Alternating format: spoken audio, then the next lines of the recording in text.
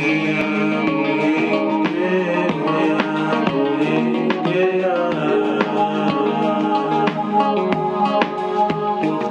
everybody, welcome to the show.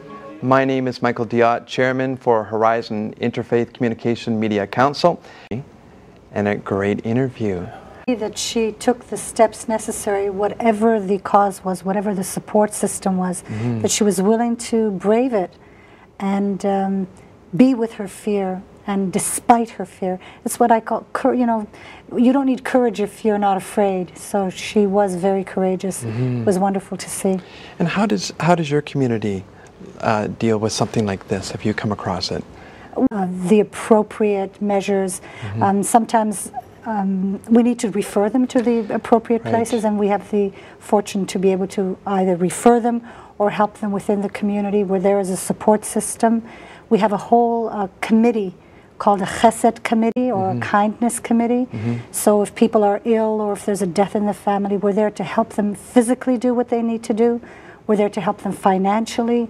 We support them in whatever kind of support the trauma has caused. The result of the trauma is what we try to deal with, and just be warm and supportive and accepting and kind. So it sounds like the whole community is involved in a sense. We're very fortunate to have a very large contingency of volunteers in our community. Habeeb, what do you think of Jean's story? I'm grateful that she was able to make her story public, because that's an inspiration. When she said, or when Dr. Anna said, instead of saying it's a breakdown, it was a breakthrough. And that's the whole concept of faith. It's the concept of hope, of not despair. The Quran says, وَلَا تَقْنَطُوا مِنْ رَحْمَةِ اللَّهِ, do not despair of the mercy of God. And also I like the way Dr. Anna dealt with the interview. She was so relatable. She wasn't bringing up all those huge terms that we cannot in any way relate to. And again, it reminds me that that's the work of the prophets, that people will come to them with their stories, all kinds of stories. And they were so relatable that people were able to open to them. And in our work as chaplains and imams and religious leaders, as much as we refer to the professional people in the community cases, the very fact that we are relatable and approachable, and we have a sense that people need to talk and people need to open up to us with confidentiality and trust. I think in a way we are already doing the trauma or the Trauma Institute's mandate, and hopefully we'll get included in that. Yeah. And how can the faith community be more aware of trauma, historic trauma, type 1, type 2, all the different things? How can we be more aware, and what can we do better? Oh, that's such a great question. And I think a lot of times people don't talk about their trauma because they don't feel that there's either a platform, an openness for that. So one of the things that I would recommend is actually to talk about trauma and talk about the fact that this is not an uncommon thing. I mean, if you have the opportunity to give some kind of presentation, sermon, or discussion in your community to open up that door, just so that there's an understanding that it is more common than you think, and that there are a lot of normal responses to trauma, but we don't want to get stuck so that we can't get the care that we need, because with the right care, people can have these kinds of great life changes and really engage and embrace their lives a lot better than if we get stuck in these trauma responses. So we sometimes don't even recognize that trauma is bothering us, because especially with historical trauma, we may be experiencing symptoms today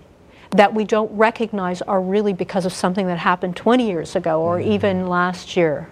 And talking about it, making it part of the normal dialogue, opening up the platform so that there are people who are relatable, who are part of the community and identified as members of the community who will listen to the story. And then, you know, if other channels, if other referrals need to be made, that's fine. And there are lots of resources in the community and lots of people who've been trained to be wonderful at caring specifically for trauma. I'm going to open it up to everyone just to go ahead and ask Anna whatever you like, and just is there any prevailing question or thought on your mind that maybe we can draw from her and get some things going? I know that in our community we're still, even though it's so many years later, we're still dealing with some Holocaust survivors. So people who, or even the children of Holocaust survivors, are very much impacted. They're either closed, or they're fearful, or they're damaged in some way because of the damage that occurred to the original parents.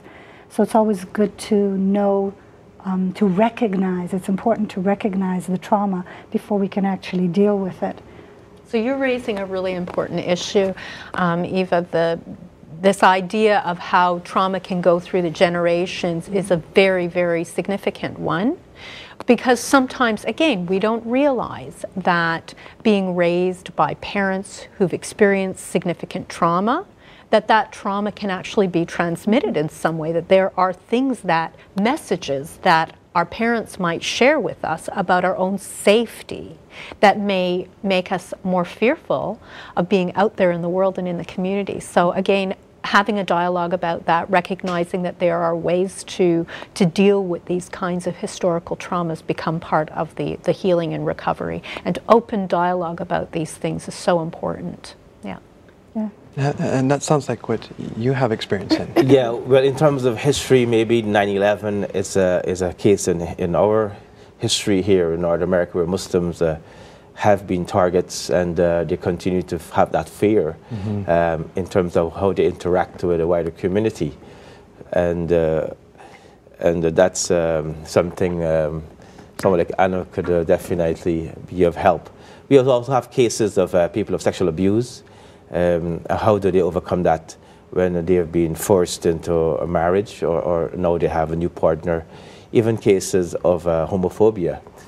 If a Muslim is known to be of that orientation, how is it dealt with? And also within the religious context, we have people of OCD where they feel that they have not cleaned themselves enough for prayers. So they want to repeat that ablution and that purification ritual over and over and over again. Whereas we would say it, according to theology, that you're clean and you don't have to repeat that ritual. Right. So it's a wide range of things that we are dealing with, and I would love that Anna could comment on something of that. Yeah, I think you're raising this very interesting and unique perspective in which, through the lens of your own culture, you're recognizing very specific issues that are very relevant in your own culture and how they impact. And I guess you had said that you have a blog or a chat where people can ask you questions, and those are the key questions that they're asking, right? Those are the things that come up over and over again. Yes. So it becomes really imperative to then raise those issues and start to demonstrate that there is a recognition in the community, that the community understands that these are issues that keep on being raised over and over again, and they have been traumatic for the individual. So I would look at things like, again, what kinds of responses are you seeing emotionally? You know, where is this holding them back in their lives? You know, are they, feeling very anxious about certain things? And what are the triggers to those anxieties? We have just a few more moments left in our program. We would have loved to have impressed you with so many things. Please look up our contact information at the end, and you have yourself a great day.